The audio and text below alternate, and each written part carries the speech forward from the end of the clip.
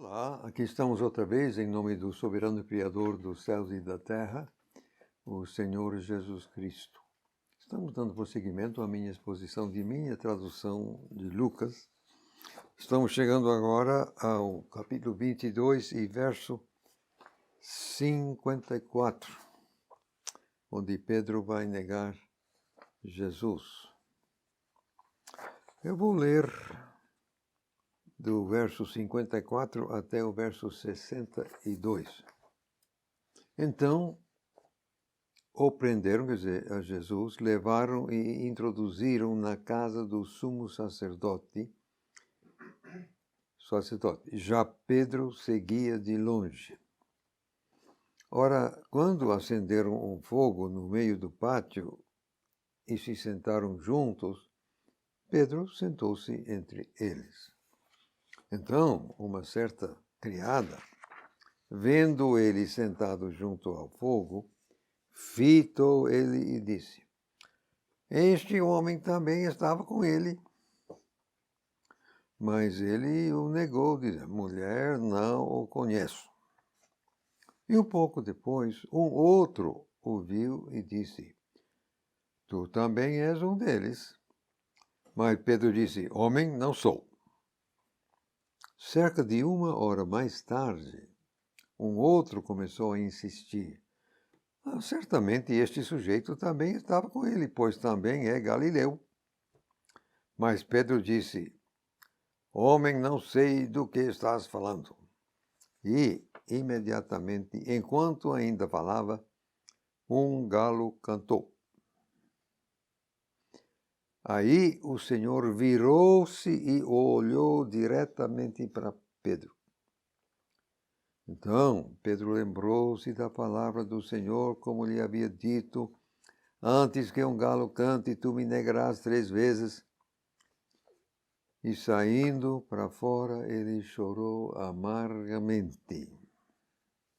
Eu não posso, ou não quero, pelo menos, levar o tempo para ler um artigo de 10 páginas, mais ou menos. Eu já escrevi a respeito das negações de Pedro. Acontece assim, por alto, você pode pegar esse estudo no apêndice, diz assim: quantas vezes disse Jesus que Pedro negaria? É o título da coisa. E, naturalmente, essa pergunta tem 2 sentidos: quantos avisos e quantas negações. Na verdade, eram 4 avisos. João dá o primeiro aviso, Lucas dá o segundo aviso, esses 2 avisos que aconteceram lá no cenáculo. Depois que saíram do cenáculo, a caminho do jardim, então vem o terceiro em Mateus e o quarto em Marcos, mas esses 2 é um após o outro, imediatamente.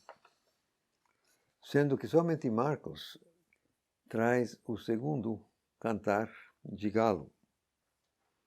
É porque Pedro ia sendo assim mais impertinente. E, finalmente, se eu posso colocar nas minhas palavras, Jesus disse: rapaz, já que você está sendo assim, você não somente vai me negar 3 vezes antes do primeiro cantar, mas também outra vez 3 antes do segundo. Mas só Marcos que traz o segundo cantar, tanto no aviso como no efeito, ou no feito. Nesse caso, tinha que haver no mínimo 6 negações. Mas se você atentar para os 4 relatos, de fato tem pelo menos isso. Eu tenho aqui um quadro, acho que ele também faz parte, está em algum lugar. Mas basta você meramente ler quem provocou a negação, aonde foi, quando foi, como foi a abordagem, qual foi a reação de Pedro e depois se houve ou não cantar. Você fazendo isso, você vai constatar o seguinte: que nenhum dos 4 evangelhos traz a mesma seleção de 3 negações. Cada evangelho só fala em 3 negações, mas cada um tem um sortimento diferente das 3 negações. Eu vou meramente desfilar aqui, depois você pode, quem se interessar, pode pegar assim, o meu artigo lá está destrinchado, tintim por tintim. Mas, por exemplo, aqui tem, eu estou na sequência Em João, a primeira foi fatalmente a porteira. Você se lembra que Pedro ficou lá de fora, aí João teve que ir lá, que João era conhecido, tal, falou com a porteira e trouxe Pedro para dentro. Aí a própria porteira, logicamente, e sem nenhuma malícia, ela pergunta, onde não és tu também? Aí ele nega. Número 2, ainda João, são os guardas, agora é na fogueira. A primeira foi no portão. Um tempo depois, eles ainda perguntam, e Pedro não soube. Aí, João ainda traz um terceiro que mais ninguém tem, o parente do ferido, do Malco. Agora eu tenho um pouquinho de malícia também. Oh, eu não te vi no jardim. Aí Pedro nega e imediatamente um galo canta. Eu digo que foi o primeiro a cantar no caso. Agora, Lucas, uma criada da fogueira, lá pelas tantas, ela afirma, agora não estou mais perguntando, ela fita e afirma, e ele nega. Aí um homem, que acabamos de ler agora, né? Nós sabemos, na fogueira, um pouco depois, ele também afirma. Aí, número 3, um outro homem, quase uma hora depois. Aí ele também afirma. Agora vamos para Mateus. Em Mateus tem uma criada na fogueira. Aí tem outra criada no alpendre. Aí o pessoal total no alpendre também. No alpendre, não na fogueira. Marcos.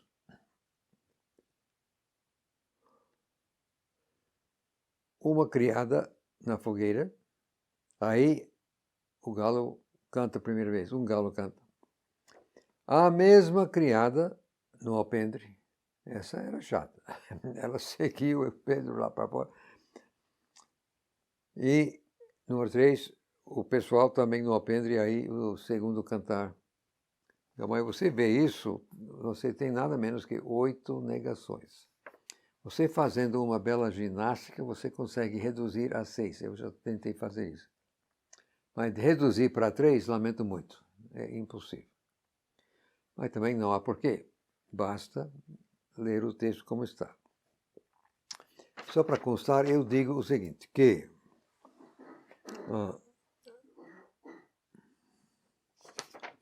onde eu tenho que... Assim, o número está aqui nessa coluna. Eu dou a sequência das negações conforme eu entendo. Então, eu digo que a primeira é de João, a porteira. Aí a segunda negação também foi pessoal na fogueira. Aí a terceira é a primeira de Lucas, que é aquela criada. E Mateus também é a mesma coisa. A primeira de Mateus é aquela mesma criada. E em Marcos também é a mesma criada. Então eu entendo que a primeira de Lucas, Mateus e Marcos era a mesma coisa. E na verdade era a terceira negação. E ainda digo que a terceira de João, que é a quarta ao total, que é o parente de Malco. 4, aí então o primeiro cantar do galo. Aí vamos à segunda turma. Eu entendo que a segunda de Marcos é a quinta, que é a mesma criada. Ela fez 2 vezes, uma aqui e outra ali.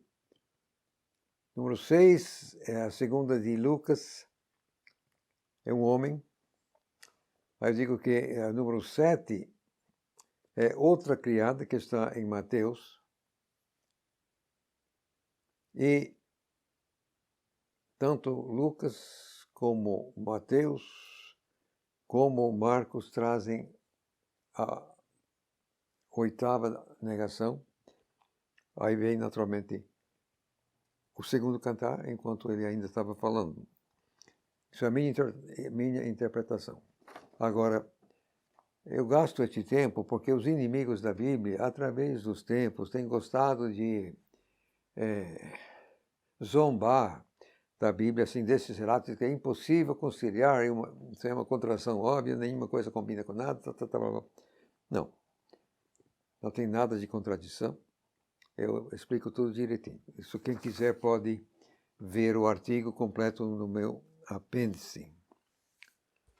Então, voltando aqui ao texto de Lucas, versos 63 a 65, 63 a 65, é muito reduzido o maltrato que Jesus recebeu ainda lá na casa de Caifás. Nada disso está mais em João e tal, e outros. O sumo sacerdote ficou em cima de Jesus, querendo, aí trouxeram falsas testemunhas, Finalmente, o sumo apela e ele conjura Jesus em nome do Deus Altíssimo. Aí o sumo não podia fazer isso, isso era contra a lei, isso era uma perversidade. Mas aí Jesus, conjurado em nome do Pai, ele falou a verdade. Eu sou o Cristo tal e tal, e além do mais, você vai me ver sentado à direita. Aí, então, não, porque blasfemou. A partir daquele momento, aí é que os guardas, o pessoal ao lado, começaram a bater em Jesus. Eles foram muito covardes. Eles vendaram os olhos de Jesus, aí ficaram batendo, aí profetiza, quem foi que te bateu? Foi muita covardia. Mas também eram demonizados, certamente. Mas eu vou ler agora aqui, versos 63 a 65. Os homens que estavam vigiando Jesus começaram a caçoar dele, batendo nele. Sim, após vendar-lhe os olhos, eles batiam no rosto dele e perguntavam-lhe, dizendo, profetiza, quem foi que te bateu? E proferiam contra ele muitas outras palavras de insulto. Isso é muito reduzido, muito reduzido. Vamos agora, então, prosseguindo. Agora é o dia da crucificação, a partir do verso 66. Eu vou ler os versos 66 a 71. Ao amanhecer, reuniu-se o presbitério, tanto os principais sacerdotes como os escribas, e o conduziram a seu concílio, dizendo, se tu és o Messias, dize-nos. Mas ele disse-lhes, se eu vos disser, absolutamente não ireis crer. Se eu também fizer pergunta, absolutamente não me respondereis, nem me soltareis. De agora em diante, o Filho do Homem estará assentado à direita do poder de Deus. Aí todos disseram, pois então, tu és o Filho de Deus? Aí ele disse-lhes, vocês o dizem porque eu sou. Então, eles disseram, que necessidade de testemunha ainda temos? Pois nós mesmos ouvimos da sua própria boca. Você comparando os outros relatos, os outros evangelhos, é aquilo que eu disse, se não me engano, foi depois desta palavra que o pessoal realmente começou a bater e tal em Jesus. Agora, o que não diz aqui Lucas é que foi o próprio sumo sacerdote que conjurou Jesus e assim obrigou ele a dizer que ele era de fato o Filho de Deus, que ele era, enfim. Agora vem cá. Se era verdade, não era blasfêmia. Ele falou a verdade, não era blasfêmia. Mas, como eles não queriam reconhecer que fosse a verdade, então eles disseram que era blasfêmia e, portanto, para eles era pena de morte. Então, agora vamos para o capítulo 23, versos 1 a 5, para começar. E levantando-se toda a multidão deles, o levaram a Pilatos. E começaram a acusá-lo, dizendo, encontramos este homem pervertendo a nação e proibindo pagar imposto a César, declarando que ele próprio é Cristo, um rei. Com isso, Pilatos o perguntou, dizendo, és tu o rei dos judeus? E ele respondeu-lhe, dizendo, é como dizes. Aí Pilatos disse aos principais sacerdotes e à multidão, eu não encontro culpa neste homem. Mas eles insistiam, dizendo: ele agita o povo, ensinando por toda a Judeia, começando desde a Galileia até aqui. Eu acho que eu não fiz ainda, não preparei ainda uma harmonização do julgamento diante de Pilatos. Quem sabe eu deveria fazer isso. Que é muito interessante juntar todos os detalhes fornecidos por todos os quatro. Se bem que tem um artigo sobre Pilatos. Coitado Pilatos, lugar errado, momento errado, acho que lá tem. Aqui é muito resumido, mas está aqui, tá bom. Eles chegaram. Agora, dizer que ele proibia pagar imposto a César era meramente uma mentira na cara. Isso era uma mentira pura e simples, de nada de verdade. Como podemos constatar, vendo todos os relatos, os judeus achavam que já tinham um acordo com Pilatos, e eles foram pegos de surpresa aqui, que Pilatos era para meramente entregar, fazer o que eles queriam, mas não. Por que não? Porque você se lembra que o Heliarchos, o comandante militar, estava lá no jardim, apresentou tudo. A palavra de Jesus jogou ele no chão, tal e tal. Então ele volta e dá um relatório assim profissional a Pilatos.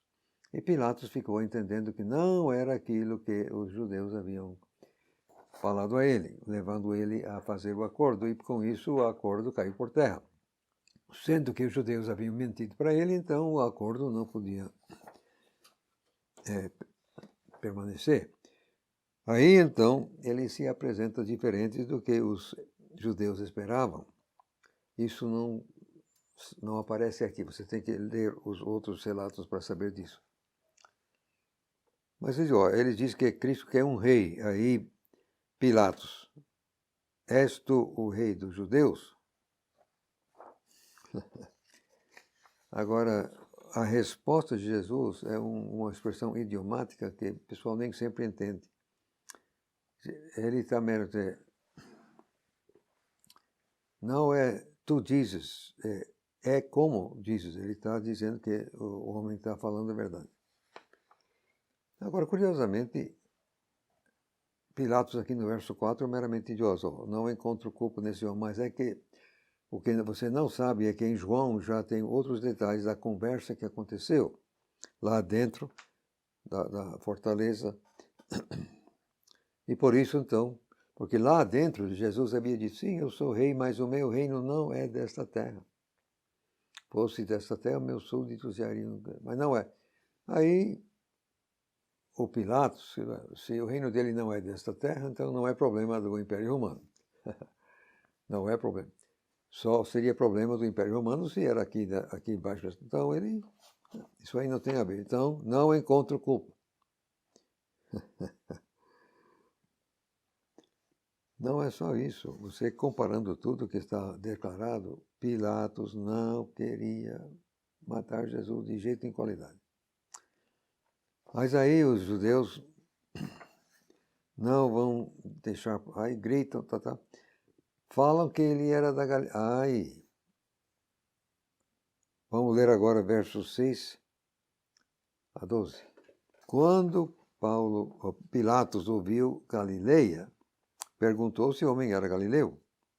Ao saber que ele era da jurisdição de Herodes, ele o enviou a Herodes, que também estava em Jerusalém durante aqueles dias. Quando Herodes viu Jesus, alegrou-se muito, porque havia muito tempo queria vê-lo, por ter ouvido muitas coisas a respeito dele, e esperava vê-lo realizar algum milagre. Então ele o interrogou com muitas palavras, mas ele, Jesus, nada lhe respondeu. Já os principais sacerdotes postados ali seguiam o acusando com veemência. Então Herodes e seus soldados, após tratá-lo com desprezo e zombar dele, o vestiram com um manto esplêndido e o mandaram de volta a Pilatos. Abre parênteses. Nesse mesmo dia, Pilatos e Herodes se tornaram amigos. Até ali havia inimizade entre eles. Fecha parênteses. Herodes Pilatos não queria matar Jesus. Então, Galileia, aí, pronto, que bom. Não sei por que exatamente Herodes estava em Jerusalém naquele momento. O que transparece aqui é que Herodes também estava em pé, vestido. Que isso aqui é 6 horas da manhã, gente. Isso aqui é 6 horas da manhã, ou antes.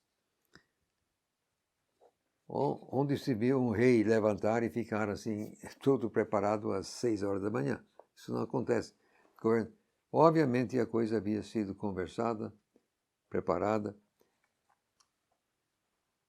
O pessoal chega com Jesus na porta de Pilatos, governador, às 5:30 da manhã. Olha, você sabe que você não vai bater na porta do governador às 5:30 da manhã. E, moralmente, se o governador é de um império romano e você é um povo subjugado, a não ser que você tenha uma conversa prévia. Se já havia, assim, uma coisa combinada, aí sim.